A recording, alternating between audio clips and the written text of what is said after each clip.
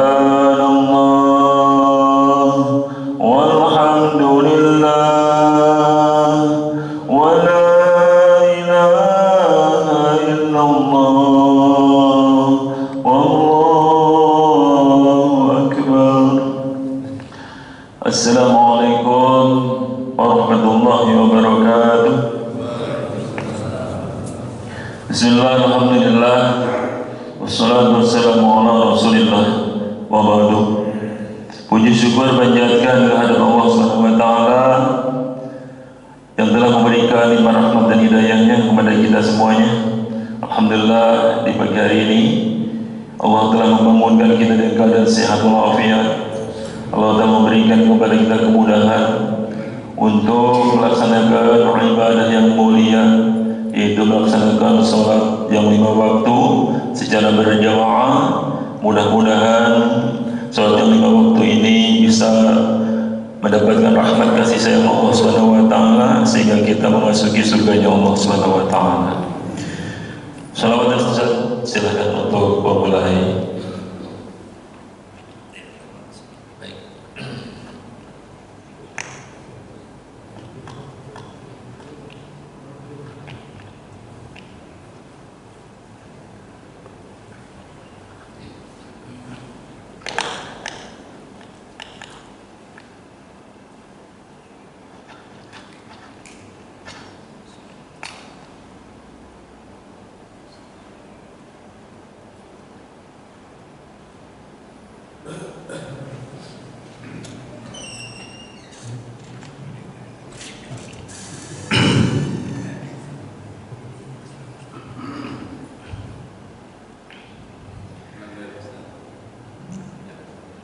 Bismillahirrahmanirrahim. Assalamualaikum warahmatullahi wabarakatuh.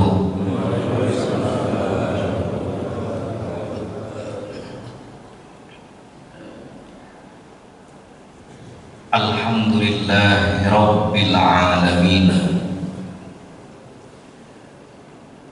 Alhamdulillahilladzi anzala sakinata fi qulubil mu'minin liyazdadu imanan ma'a imanihim. Ashhadu an la ilaha illallah wahdahu la syarikalah wa ashhadu anna Muhammadan abduhu wa rasuluh. Allahumma asbahna ala fitratil Islam wa kalimatil ikhlas wa ala dini nabiyyina Muhammadin sallallahu alaihi wasallam wa ala millati abina Ibrahim hanifan musliman wa ma kana minal musyrikin.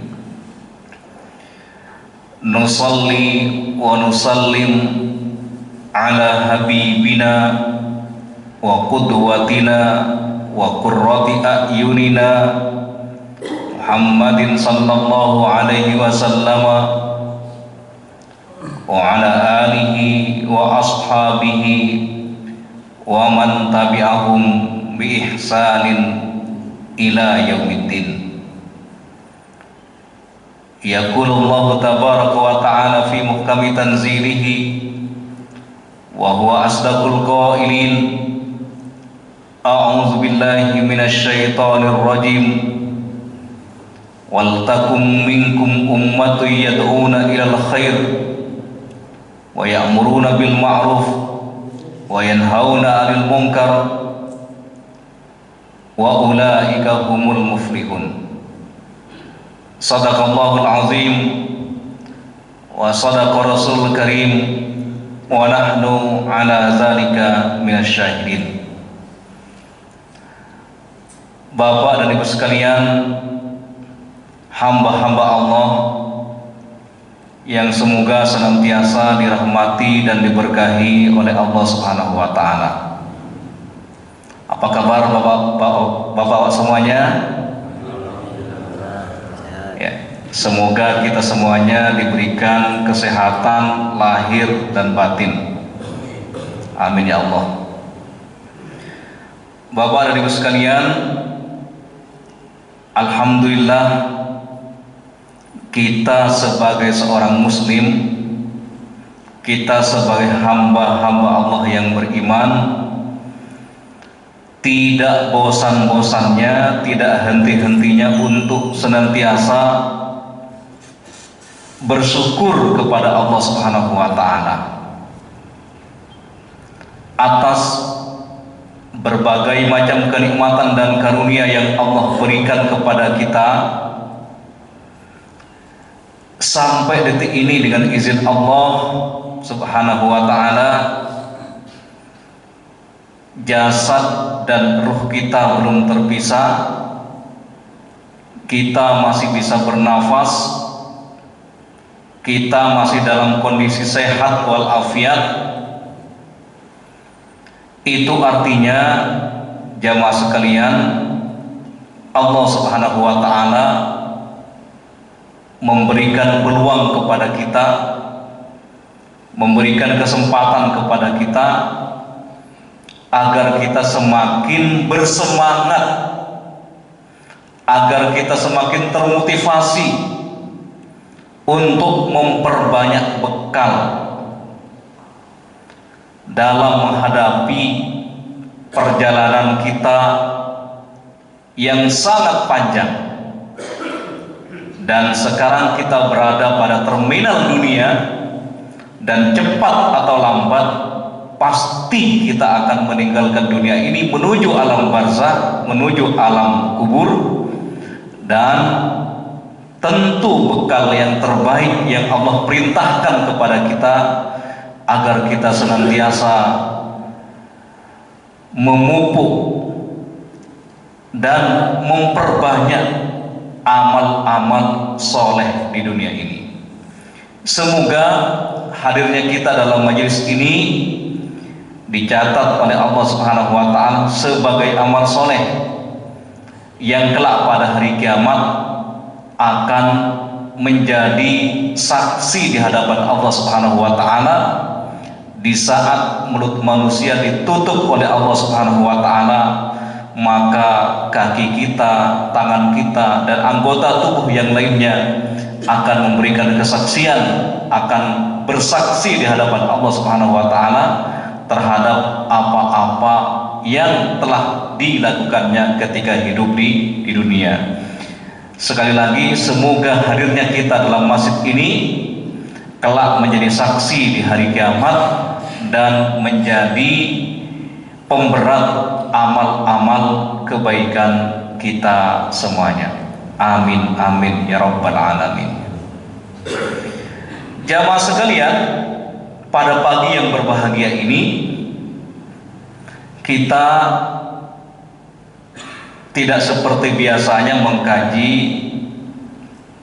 kitab Nuzhatul Muttaqin, tapi saya mohon izin pada pagi ini untuk kembali mendalami, merenungkan, melakukan refleksi terhadap sebuah surat yang kita sering membacanya minimal 17 kali dalam sehari semalam, yaitu surat Al-Fatihah. Kenapa kita perlu mendalami kembali, memurojaah kembali pemahaman kita terhadap surat Al-Fatihah, agar kita semakin merasa mantap, merasa yakin terhadap doa-doa yang kita baca dari surat Al-Fatihah. Dalam konteks inilah Bapak dan Ibu sekalian, ada beberapa pertanyaan yang terkait dengan surat Al-Fatihah. Rahasia apa yang terkandung dalam surat Al-Fatihah? Mengapa Al-Quran dimulai dengan Al-Fatihah? Apa rahasia di balik nama Ummul Kitab? Mengapa kita sebagai umat Islam membacanya 17 kali sehari semalam, yaitu dalam sholat-sholat kita? Mengapa sholat kita tidak sah ketika tidak membaca surat Al-Fatihah? Inilah yang akan menjadi kajian kita. Karena Bapak dan Ibu sekalian, kira-kira kita sudah berapa kali membaca surat Al-Fatihah? Kita hitung dari sejak balik aja, Pak. Berapa tahun kira-kira, Pak? Kalau dalam sehari semalam itu kan minimal, kalau sholatnya itu tidak bolong-bolong, itu akan membaca minimal 17 kali membaca surat Al-Fatihah dalam sholat. Nah, Bapak dan Ibu sekalian yang dirahmati oleh Allah Subhanahu wa taala,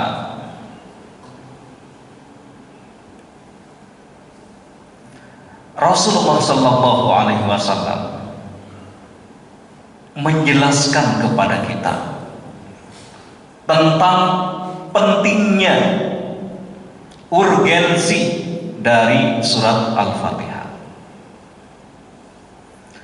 Rasulullah sallallahu alaihi wasallam bersabda, di mana sabdanya ini disampaikan kepada para sahabatnya. Apa sabda Rasulullah sallallahu alaihi wasallam? Mari kita simak sabda Nabi tersebut. La u'allimannaka a'zama suratin minal Qur'an. La u'allimannaka a'zama suratin minal Qur'an.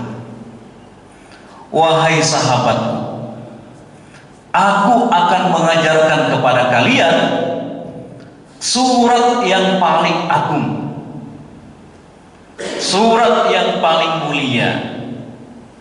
Kemudian Rasulullah SAW melanjutkan sabdanya, qala alhamdulillahi rabbil alamin. Surat yang paling agung itu, wahai sahabatku, adalah surat yang diawali dengan kalimat alhamdulillahi rabbil alamin. Kemudian Nabi melanjutkan sabdanya, hiya as-sab'ul masani. Surat yang diawali dengan kalimat alhamdulillahi rabbil alamin, hiya as-sab'ul masani. 7 ayat yang senantiasa dibaca secara berulang-ulang. Inilah kenapa rahasianya, atau apa rahasia kita membaca surat Al-Fatihah minimal 17 kali. Karena memang dikatakan oleh Nabi, hiya as-sab'ul masani. Satu-satunya surat yang diulang-ulang oleh kaum muslimin, yang tidak boleh ditinggalkan oleh kaum muslimin, yang harus dibaca dalam sholat-sholat mereka, itu hanya Al-Fatihah. Kalau membaca surat yang lain itu kan hanya sunnah. Sementara membaca Al-Fatihah itu termasuk rukun dari sholat, sehingga kita tidak akan sah sholat kita ketika tidak membaca Al-Fatihah dalam sholat kita. Kemudian Bapak dan Ibu sekalian yang dirahmati oleh Allah Subhanahu wa taala, di dalam surat Al-Hijr ayat 87, Allah Subhanahu wa taala menegaskan secara khusus tentang kemuliaan, keagungan, kebesaran dari surat Al-Fatihah. surat Al-Hijr ayat 87. Nanti Bapak dan Ibu sekalian silahkan ditadaburi di rumah. Al-Hijr ayat 87.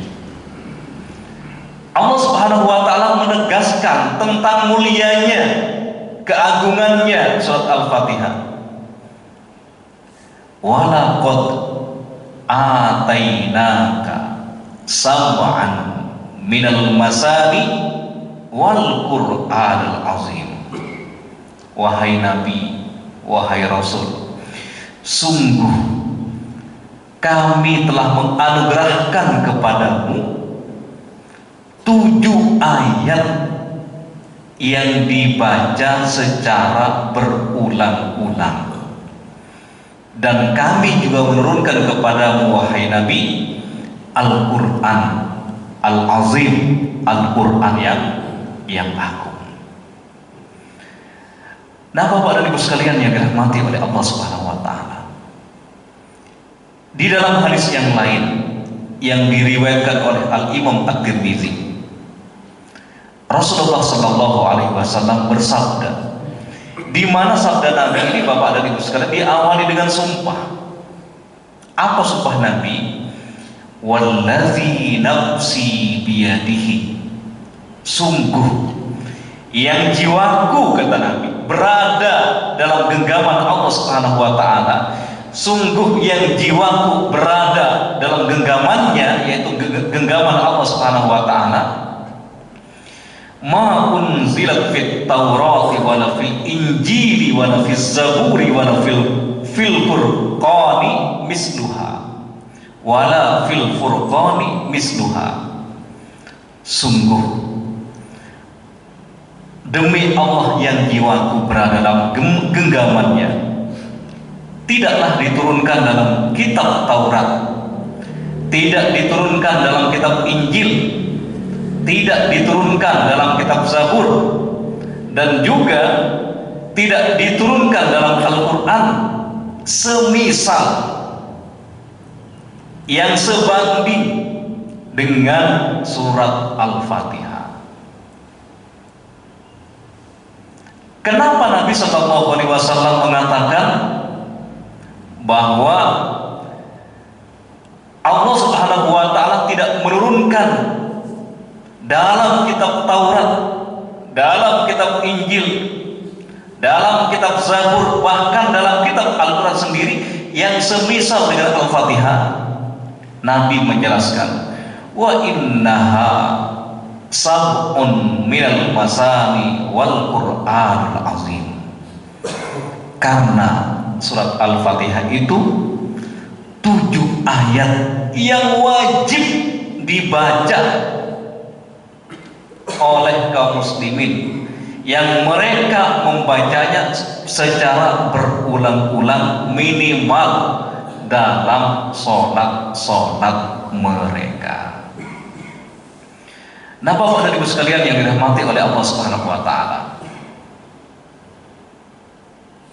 kemudian yang menjadi pertanyaan, kenapa Al-Fatihah itu sering disebut dengan Ummul Quran? Kenapa Al-Fatihah itu disebut dengan As-Sab'ul Masani? Kenapa Al-Fatihah itu disebut dengan Al-Wafiyah wal Kafiyah? Dan kenapa Al-Fatihah itu disebut dengan Ummul Kitab? Ini sering kita mendengarnya, tapi semoga dengan tak mentadaburi kembali, merenungkan kembali tentang keagungan dan substansi dari surat Al-Fatihah ini, kita semakin menikmati bacaan-bacaan kita ketika membaca Al-Fatihah. Nanti saya akan jelaskan bahwa ketika kita membaca Al-Fatihah itu pada hakikatnya kita berdiskusi, berdialog dengan Allah Subhanahu wa taala sebagaimana yang ada dalam hadis qudsi. Nanti akan saya jelaskan. Al-Fatihah disebut dengan Ummul Quran. Itu artinya induk, induknya Al-Quran, karena semua substansi, isi kandungan pada surat-surat yang lain itu di cover, diringkas, diresume oleh surat Al-Fatihah. Sementara Al-Fatihah disebut As-Sab'ul Masani sebagaimana telah saya jelaskan, karena Al-Fatihah satu-satunya surat yang wajib dibaca minimal 17 kali oleh kaum muslimin dan kaum muslimat. Kenapa Al-Fatihah disebut Al-Wafiyah wal Kafiyah? Karena Al-Fatihah itu Bapak dan Ibu sekalian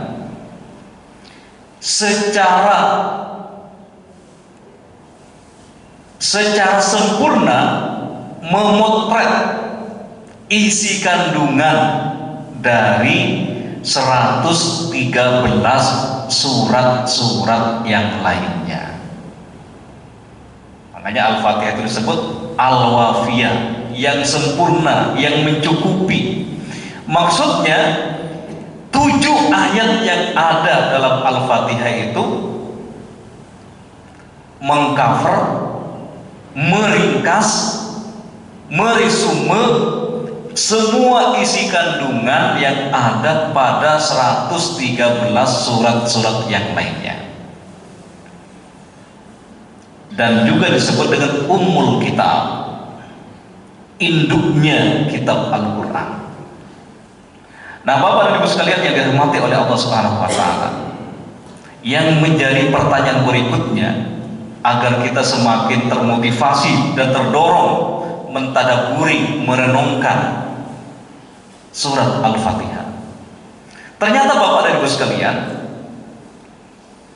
Al-Fatihah itu menghimpun semua tujuan-tujuan surat-surat yang lainnya. Atau dengan kata lain, Al-Fatihah menghimpun tujuan-tujuan Al-Quran. Karena di dalam Al-Quran itu minimal itu ada 3 tujuan.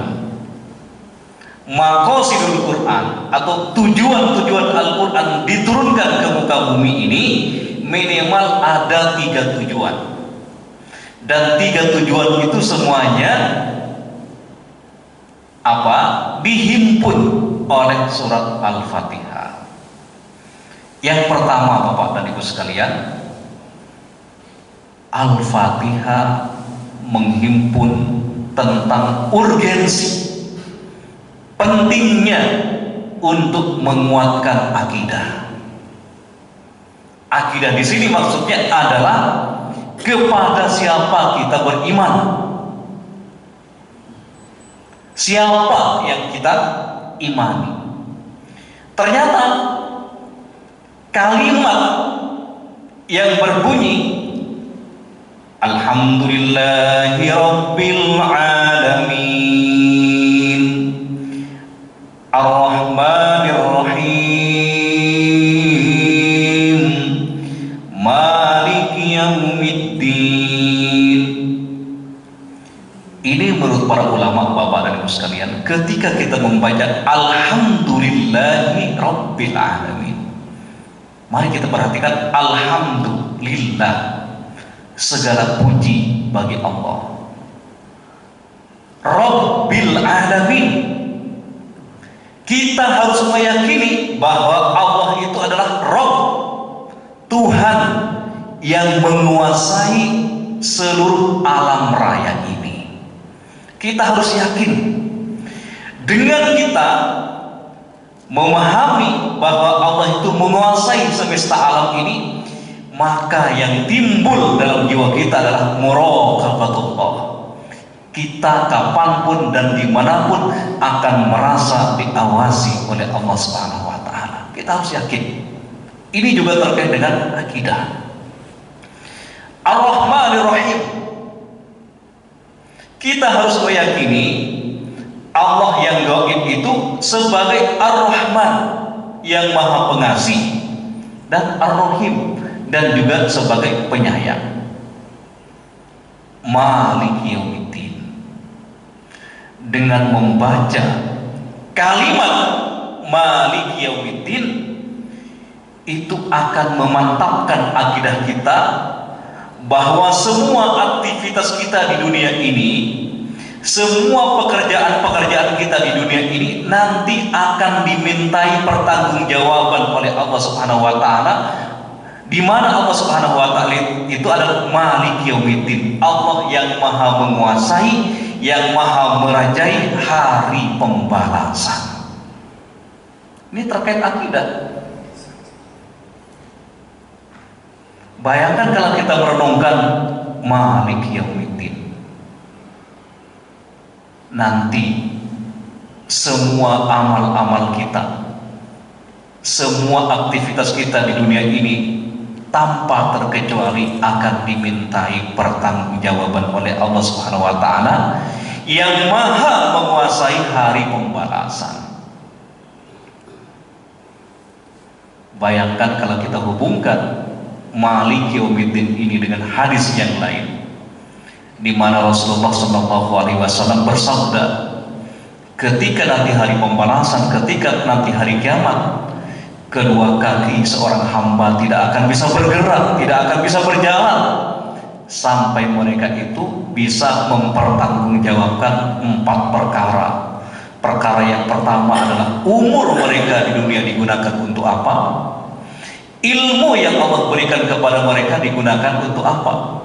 Dan yang ketiga, harta yang mereka miliki asal usulnya dari mana dan digunakan untuk apa? Dan yang keempat adalah fisik mereka, tubuh mereka itu digunakan untuk apa? Jadi Bapak dan Ibu sekalian, kalimat Alhamdulillahirabbil alamin Ar-Rahmanir-Rahim Maliki Yaumiddin itu menjelaskan kepada kita tentang urgensi menguatkan akidah, keyakinan. Apalagi Bapak dan Ibu sekalian, kalau kita hubungkan ayat ini dengan kenyataan, dengan fakta kaum muslimin hari ini, bahwa di antara krisis yang dihadapi oleh umat Islam hari ini, krisis keyakinan kepada perkara yang gaib. Krisis keyakinan kepada perkara-perkara yang gaib. Contohnya Bapak dan Ibu sekalian, kita kaji secara faktual bahwa umat Islam ini sedang menghadapi krisis keyakinan. Dalam sebuah hadis dikatakan bahwa sholat 2 rakaat sebelum subuh lebih baik daripada dunia dan isinya. Tapi pertanyaannya, berapa persen dari kaum muslimin yang termotivasi, yang terdorong berlomba-lomba untuk melaksanakan sholat 2 rakaat sebelum subuh?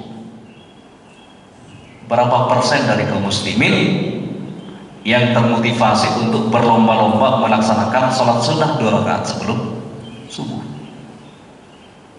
Saya yakin Bapak dan Ibu sekalian sudah mendengar survei tentang berapa kaum muslimin yang melaksanakan sholat 5 waktu. Berapa persen Pak? Yang terbaru itu ada informasi tentang survei kaum muslimin yang melaksanakan sholat 5 waktu itu kisaran 10%, 8-10%, yang 5 waktu ya. Kemudian kalau ditanya mereka kembali, apakah mereka sholat 5 waktu itu berjamaah? Yang berjamaah itu sekitar 5%. Itu artinya akidah atau tauhid itu hanya berada dalam kepala mereka, berada dalam memori otak mereka, belum diinternalisasikan oleh jiwa mereka. Oleh karenanya Bapak dan Ibu sekalian, ya misalkan kita bandingkan, kita komparasikan. Kalau tadi kan masalah pahala sholat 2 rakaat sebelum subuh, tapi sangat sedikit dari hamba-hamba Allah yang beriman ini, dari kaum muslimin ini, yang terdorong, termotivasi untuk berlomba-lomba melaksanakannya. Tapi berbeda Bapak dan Ibu sekalian, kalau misalkan di Masjid Bahrul Jannah ini diadakan baksos ya, jam 2 malam, baksos pembagian sembako, kemudian ditambah duit 3 juta. Kira-kira masjid ini penuh nggak Pak? Orang yang antri ya, orang yang antri untuk mendapatkan sembako yang hanya harganya 3 juta. Kira-kira antri nggak Pak di masjid ini? Antri Pak, saya yakin. Betapa pentingnya keyakinan kepada perkara yang gaib ini Bapak dan Ibu sekalian. Mari kita perhatikan hadis Rasulullah SAW. Ketika Nabi memberikan motivasi untuk melakukan amal soleh kepada para sahabatnya, Nabi terlebih dahulu mengatakan, "Man kana yu'minu billahi wal yaumil akhir." Barang siapa yang beriman kepada Allah, beriman kepada hari akhir. Yang disentuh itu keimanan kepada yang gaib dulu. Karena keimanan kepada perkara yang gaib itulah yang menjadi motivasi hakiki, motivasi yang paling benar, motivasi yang paling hakiki untuk mendorong seseorang untuk melaksanakan amal-amal kebaikan. Man kana yu'minu billahi wal yaumil akhir falyukrim jarahu. Barang siapa, kata Nabi, siapa di antara kalian yang beriman kepada Allah, beriman kepada hari akhir, maka muliakanlah tetangganya. Barang siapa yang beriman kepada Allah dan beriman kepada hari akhir, muliakanlah tamunya. Barang siapa yang beriman kepada Allah, beriman kepada hari akhir, maka berkatalah yang baik-baik saja. Kalau tidak bisa berkata yang baik, maka lebih baik diam. Karena motivasi yang paling baik yang mendorong seseorang melipat gandakan amal-amal kebaikannya itu adalah motivasi karena keimanan kepada perkara yang gaib. Ketika kita beriman kepada yang gaib, inilah yang akan mendorong kita meyakini dengan sepenuh hati bahwa semua ucapan kita, semua tindakan kita akan dimintai pertanggungjawaban oleh Allah Subhanahu wa taala. Karena dalam konteks keyakinan kepada yang gaib ini Bapak dan Ibu sekalian, ini sangat penting. Sangat penting apalagi bagi para pemegang kekuasaan. Karena ada celutukan ya, ada guyonan bahwa para pejabat itu lebih takut audit BPK daripada audit malaikat.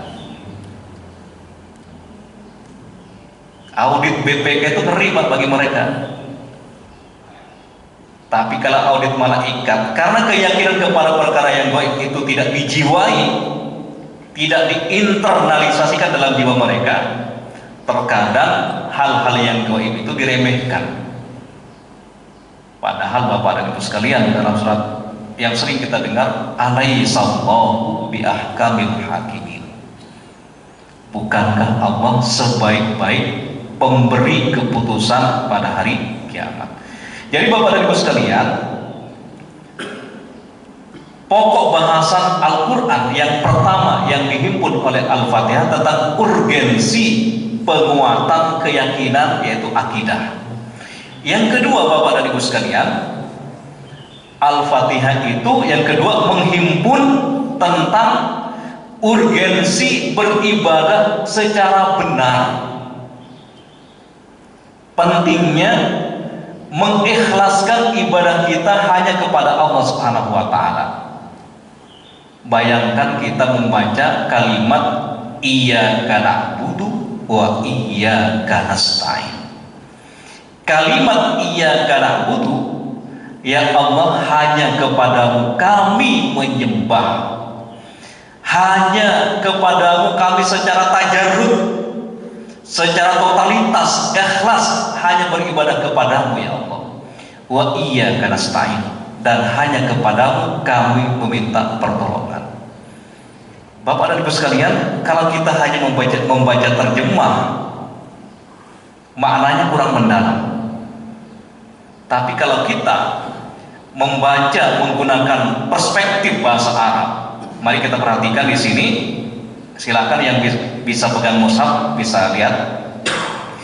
Kalimat iyyaka na'budu ini Bapak dan Ibu sekalian, objeknya dimajukan. Dalam bahasa Arab itu biasanya kan kalau ada kalimat sempurna itu diawali dengan fi'il, kata kerja. Pertama biasanya kata kerja. Setelah kata kerja biasanya ada subjek. Ada subjek, pelakunya. Setelah subjek itu biasanya ada maf'ul bihnya, ada objeknya, ada kata kerja, ada predikat, ada subjek dan objek. Tapi Bapak dan Ibu sekalian, dalam kalimat iyyaka na'budu wa iyyaka nasta'in, objeknya ini dimajukan. Aslinya kalimat ini berbunyi na'budu iyyaka wa nasta'inu iyyaka.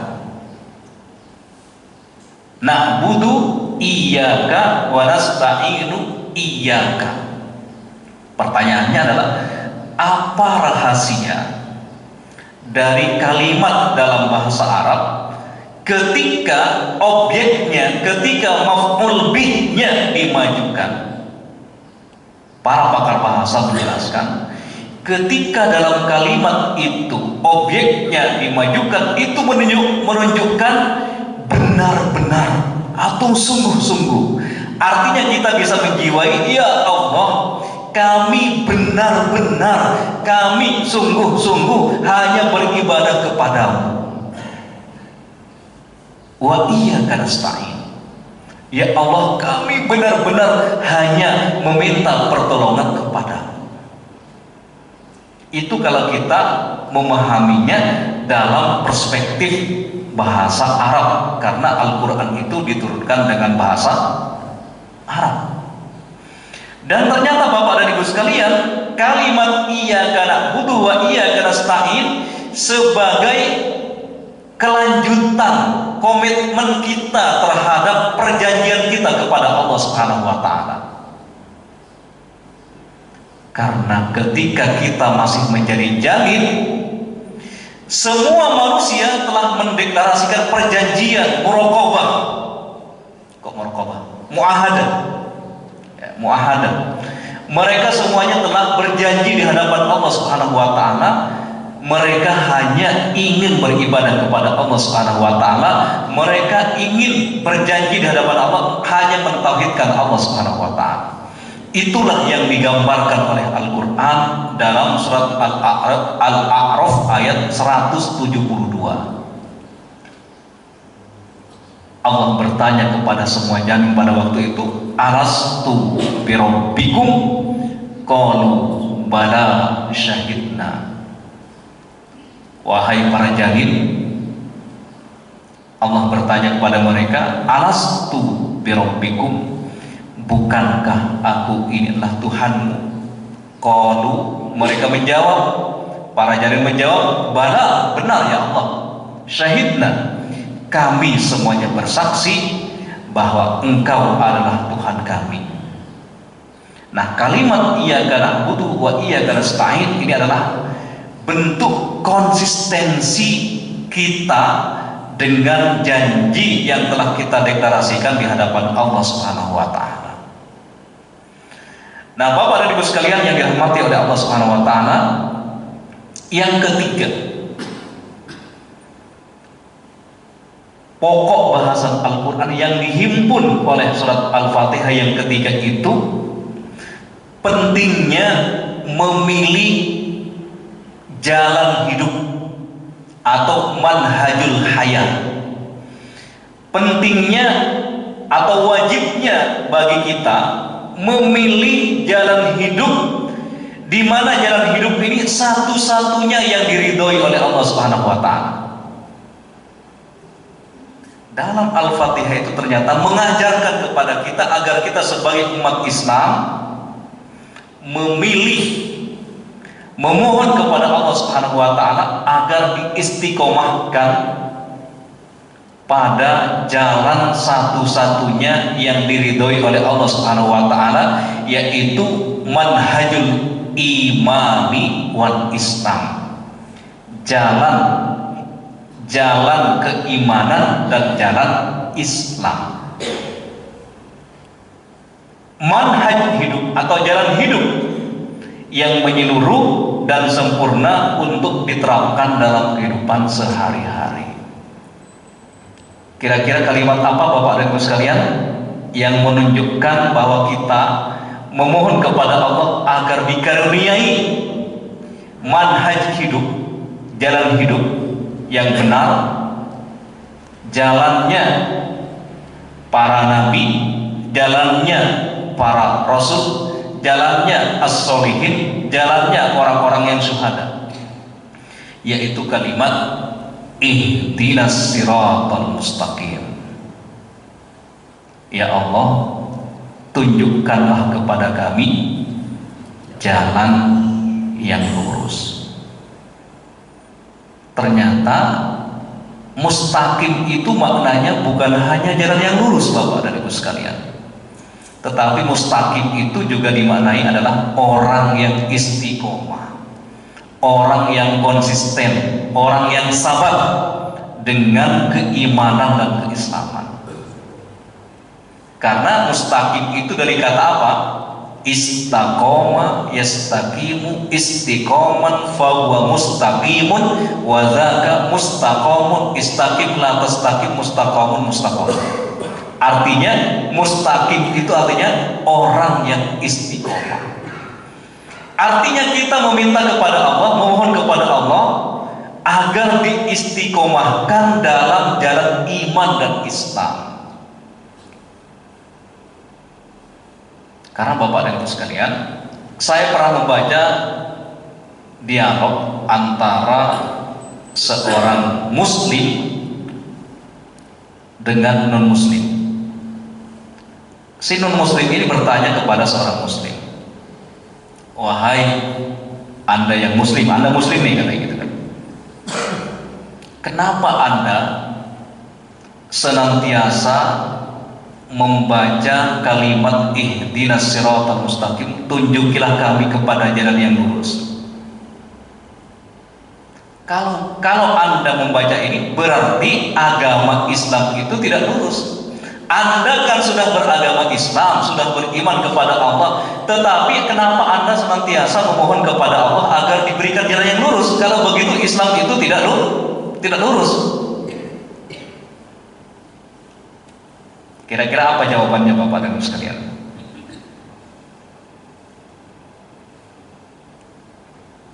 Mustaqim itu maknanya bukan hanya jalan yang lurus, tetapi jalannya orang-orang yang istiqomah dalam keimanan dan keislaman.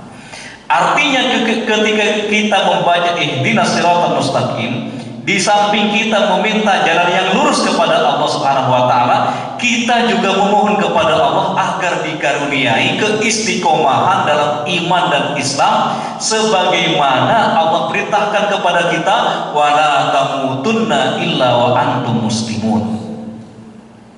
Wahai kaum muslimin, janganlah kalian meninggalkan dunia ini kecuali kalian dalam kondisi pasrah, dalam kondisi taslim, dalam kondisi berserah diri, dalam kondisi beribadah kepada Allah Subhanahu wa taala. Jadi Bapak dan Ibu sekalian, kalimat ihdinas siratal mustaqim, siratal ladzina an'amta 'alaihim, jalan istiqomah, jalan yang lurus itu adalah siratal ladzina an'amta 'alaihim, jalannya orang-orang yang diberi nikmat oleh Allah Subhanahu wa taala. Jalannya orang-orang yang diberi nikmat oleh Allah Subhanahu wa taala. Siapakah orang-orang yang diberi nikmat itu? Minan nabiyyin, dari kalangan para nabi, dari kalangan para rasul, dari kalangan as-solihin, dari kalangan as-siddiqin, dan juga dari kalangan as-syuhada. Jadi Bapak dan Ibu sekalian, Al-Fatihah ini menghimpun 3 pokok utama tujuan Al-Quran. Yang pertama, Yang pertama tadi apa? Urgensi penguatan akidah yang kita baca dengan kalimat Alhamdulillahirabbil alamin arrahmanir rahim maliki yaumiddin.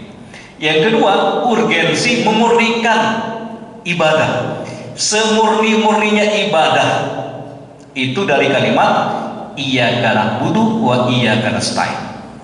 Dan yang ketiga, pentingnya konsisten dengan jalan hidup yang diridhoi oleh Allah Subhanahu wa taala, yaitu jalan iman dan Islam yang kita baca dari kalimat ihdinas siratal mustaqim siratal ladzina an'amta 'alaihim ghairil maghdubi 'alaihim waladdallin. Kemudian Bapak dan Ibu sekalian, dalam 7 ayat surat Al-Fatihah itu ada 9 prinsip dasar Al-Quran. Prinsip-prinsip dasar Al-Quran yang ada dalam surat Al-Fatihah.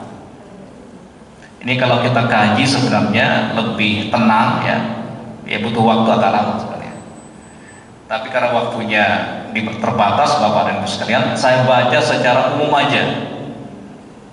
Yang pertama Bapak dan Ibu sekalian, prinsip yang pertama yang ada dalam dalam surat Al-Fatihah adalah pentingnya pengakuan atas nikmat-nikmat Allah Subhanahu wa taala. Pentingnya pengakuan atas nikmat-nikmat Allah Subhanahu wa taala. Karena syukur yang hakiki itu ketika diawali oleh kejujuran hati kita mengakui bahwa semua kenikmatan dan karunia yang kita rasakan di dunia ini adalah semuanya karunia dari Allah Subhanahu wa taala. Bahkan ketika kita menghitung nikmat Allah Subhanahu wa taala, kita tidak akan sanggup menghitung-hitungnya. Wa in ta'uddu ni'matallahi la tuhsuha. Pengakuan atas nikmat-nikmat Allah itu Bapak dan Ibu sekalian ketika kita membaca Alhamdulillahi Rabbil Alamin. Segala puji bagi Allah Rabb sekalian alam. Itu pengakuan atas nikmat-nikmat yang Allah berikan kepada kita. Yang kedua Bapak dan Ibu sekalian, prinsip yang kedua yang ada dalam surat Al-Fatihah, di sini ada 9 ini. Saya baca secara cepat aja. Yang kedua, wajibnya implementasi keikhlasan dalam beribadah, dan juga wajibnya meminta pertolongan hanya kepada Allah Subhanahu wa taala.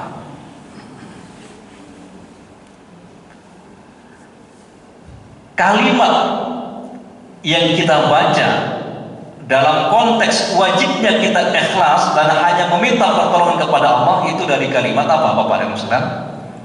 Kalimat iyyaka na'budu wa iyyaka nasta'in.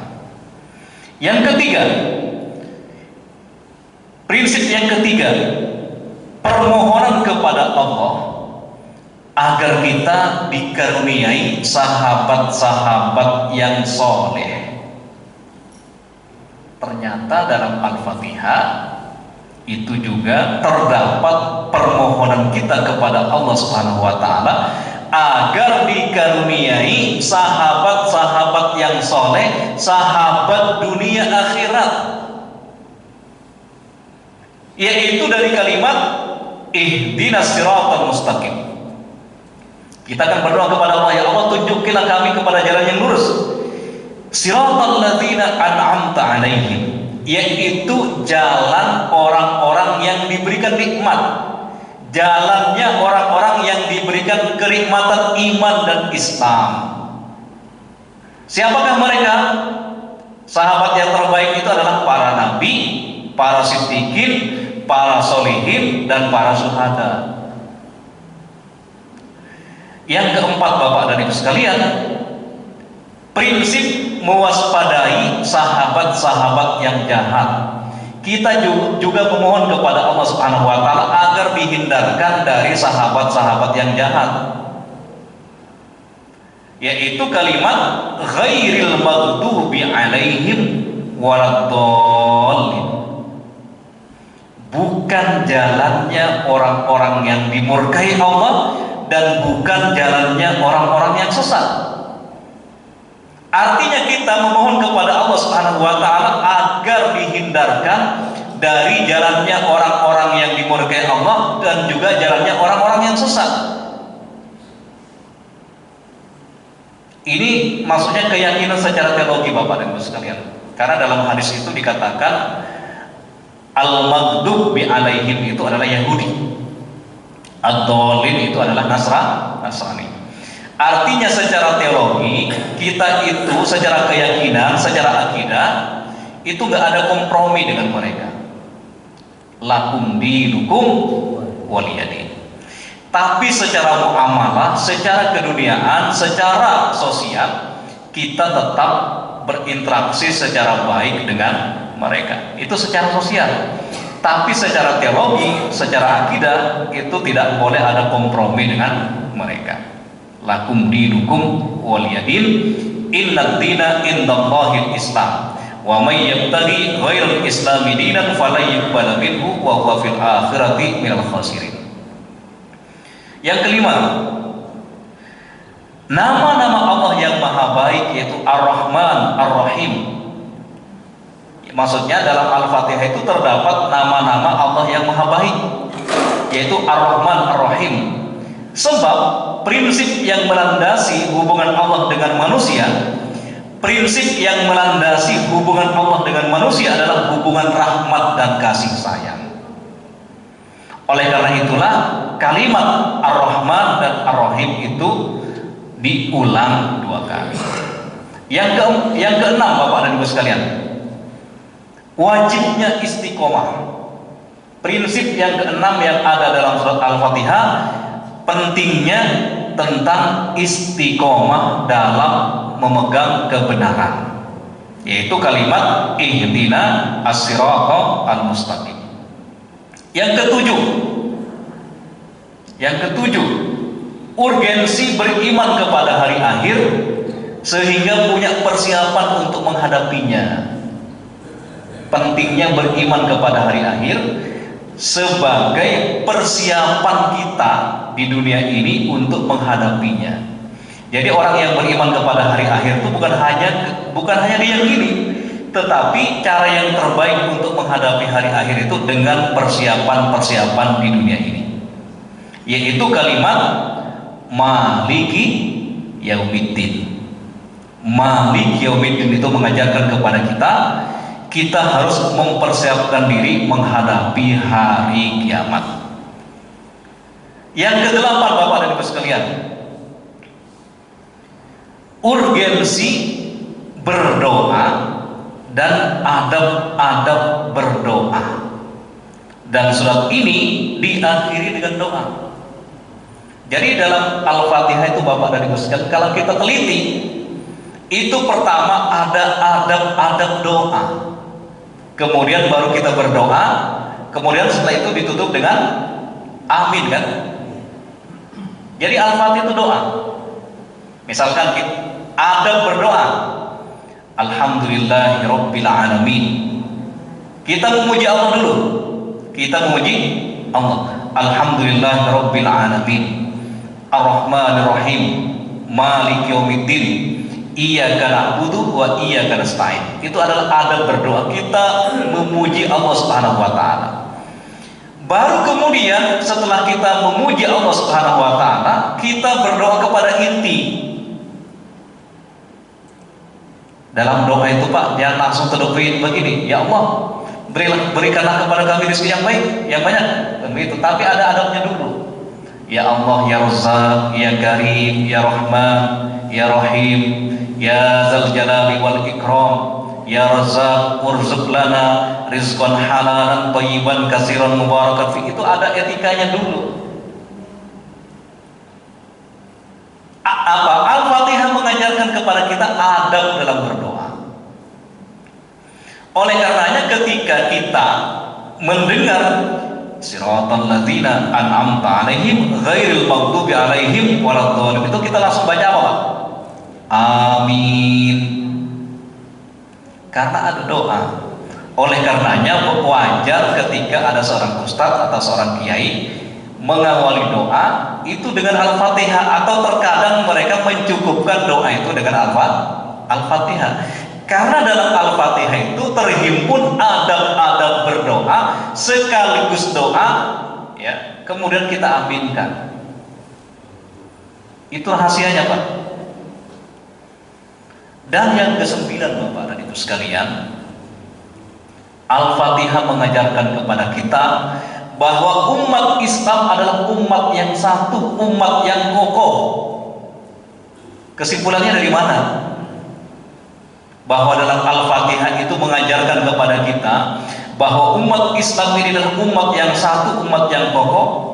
Mari kita perhatikan pada doa yang tercantum dalam bentuk plural, dalam bentuk majmu', ya. Itu ada kalimat plural, ya, jamak. Doa yang kita panjangkan pada ayat ke-4 dan ke-5 itu kan menggunakan apa? Iyyaka na'budu wa iyyaka nasta'in, menggunakan dhamir kata ganti nahnu, kami hanya menyembah kepadamu ya Allah, bukan aku dan saya. Ihdina, bukan ihdini. Kalau ihdina itu kan tunjukilah kami umat Islam semuanya, tunjukilah kami sebagai umat Islam semuanya, sebagai umat yang kokoh, tunjukilah kami semuanya, bukan aku. Ini menunjukkan Al-Fatihah itu mengajarkan kepada kita tentang persatuan di antara sesama umat Islam dulu. Karena terkadang bertoleransi dengan non-muslim itu terkadang lebih mudah, Pak, prakteknya daripada toleransi dengan sesama muslim. Itu yang terjadi di lapangan. Sesama muslim kadang gontok-gontokan, ya. Oleh karenanya kalau kita perhatikan ihdinas siratal mustaqim itu mengajarkan bahwa umat Islam itu adalah umat yang satu, umat yang kokoh, di mana kita senantiasa berdoa itu untuk semua kaum muslimin, bukan hanya untuk diri kita. Jadi walaupun kita berdoa sendiri, tetap kita membaca ihdina, bukan ihdini. Walaupun kita berdoa sendiri, kita membaca iyyaka na'bud, bukan iyyaka a'bud. A'bud itu kan aku menyembah. Wa iyyaka nasta'in, bukan membaca wa iyyaka asta'in. Itulah rahasia-rahasia yang terkandung dalam surat Al-Fatihah. Sebelum ditutup, saya izin menyampaikan hadis yang terakhir. Sebenarnya masih ada 40 slide, ya, Pak. Ternyata Bapak dan Ibu sekalian, ketika kita membaca surat Al-Fatihah, pada hakikatnya kita berdialog, berdiskusi dengan Allah Subhanahu wa Ta'ala. Saya bacakan artinya saja. Rasulullah Shallallahu Alaihi Wasallam bersabda, Allah Subhanahu Wa Taala berfirman. Apa firman Allah? Aku membagi Al-Fatihah itu menjadi 2 bagian, yaitu antara diriku dan hambaku, antara diriku dan hamba. Jadi Allah Subhanahu Wa Taala membagi Al-Fatihah itu menjadi 2 bagian, ya. Satu bagian untuk Allah, satu bagian untuk hambanya.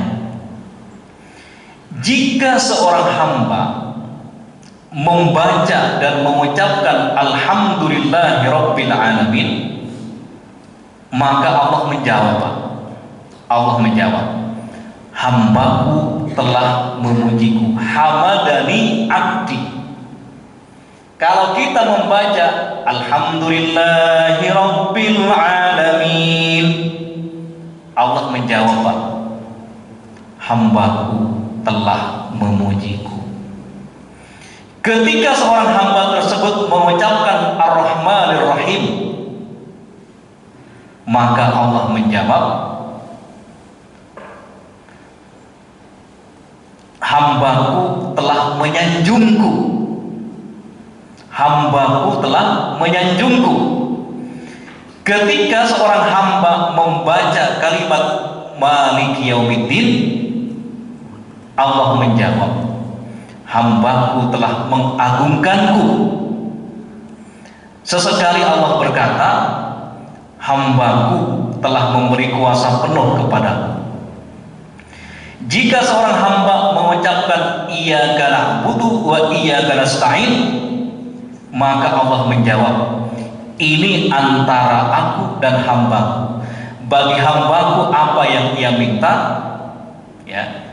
Jadi ketika kita membaca kalimat iyyaka na'budu wa iyyaka nasta'in, ya, Allah kemudian menjawab, ini antara aku dengan hambaku. Bagi hambaku apa yang ia minta. Ketika seorang hamba membaca kalimat ihdinas siratal mustaqim, siratal ladzina an'amta 'alaihim ghairil maghdubi 'alaihim waladdallin, maka Allah akan menjawab, ini untuk hamba.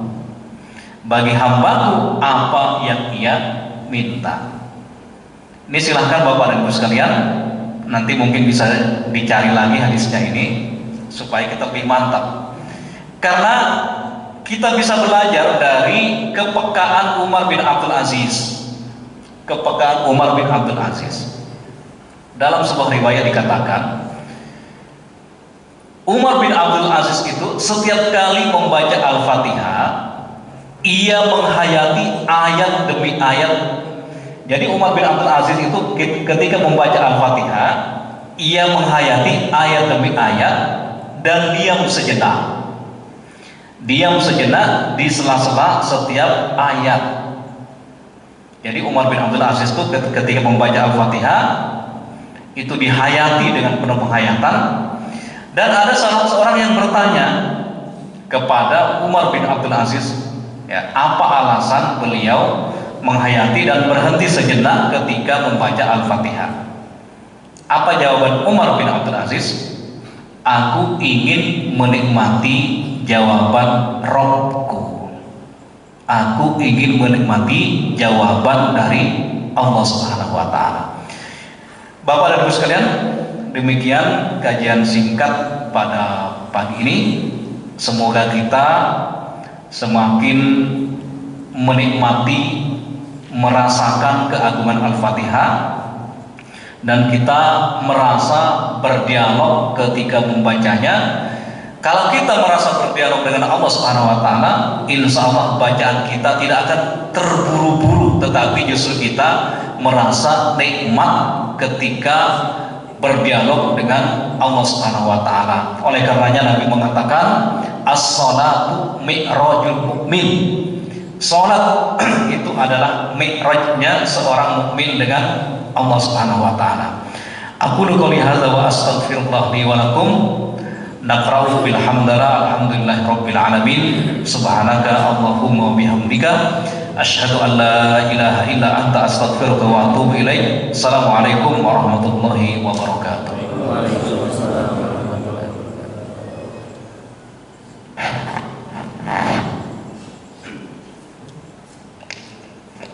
Alhamdulillahirabbil alamin.